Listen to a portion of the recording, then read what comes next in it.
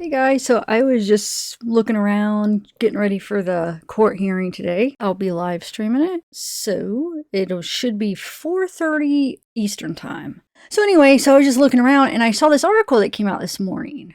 So it says, Idaho College killing suspect was first arrested in 2014, records show. Kohberger's father reported the incident to police, records show. Also, the new court documents came out. It says that they are planning on seeking the death penalty against Bryan. So, better hope they have a good case and they have more than what it seems. Okay, so let me read this article. So it says 9 years before he was accused of killing 4 college students in Idaho, Bryan Kohberger was arrested in his native Pennsylvania and charged with misdemeanor theft for allegedly stealing his sister's iPhone, according to records reviewed by ABC News. It was Kohberger's father, Michael, who reported the incident to police, according to the court records. According to the records, Michael Kohberger told law enforcement Bryan had warned him not to do anything stupid after learning his son had taken the phone, adding that his son had struggled with drug addiction. So yeah, originally when I read that, I thought they were saying that his dad had warned Bryan not to do anything stupid, but it looks like he's saying that he told his dad not to do anything stupid. Okay. Bryan Kohberger's early run-in with the law, as described in these records, is only now coming to light as he prepares to defend himself against charges he killed 4 University of Idaho students last fall. According to the records, Bryan Kohberger was 19 years old when he was arrested for the alleged theft in 2014. He served no jail time, according to officials. There is now no public record of that arrest or the outcome of the case. Monroe County, Pennsylvania offers first-time offenders the opportunity to enter into a pretrial program called Accelerated Rehabilitative Disposition, which allows for charges to be dropped and the record to be expunged once the accused successfully completes probation.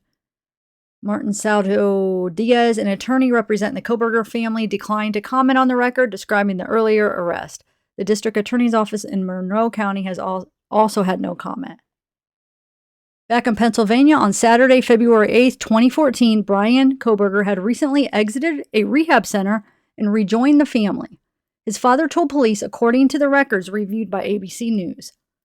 Home from rehab, Bryan took his sister Melissa's iPhone, which had an estimated value of $400, Michael Kohberger told police, according to the records.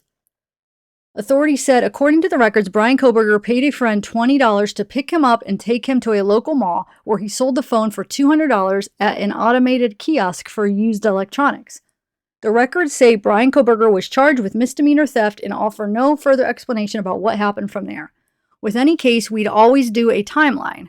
And on this case, I would want to do the timeline not just of the actual alleged homicide incident, minute by minute, but also I would want to do a behavioral timeline from his teens into his adulthood, because I want to know who this guy is, Frankel said.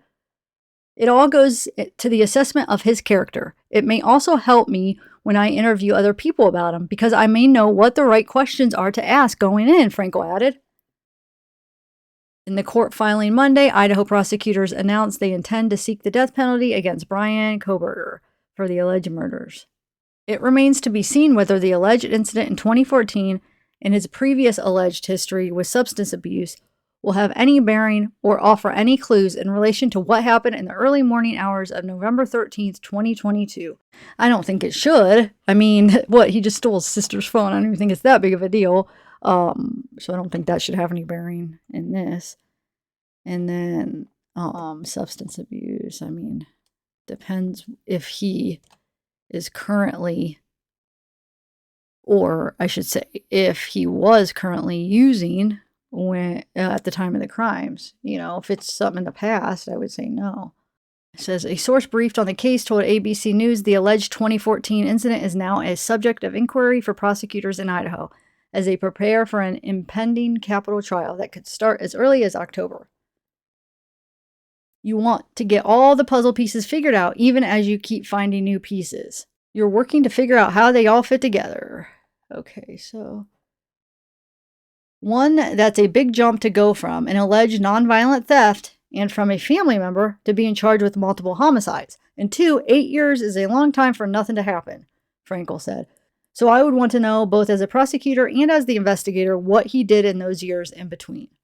So Bryan Kohberger's team is pushing for a pause in his case while the defense and prosecution argue over the scope of which grand jury materials can or should be released.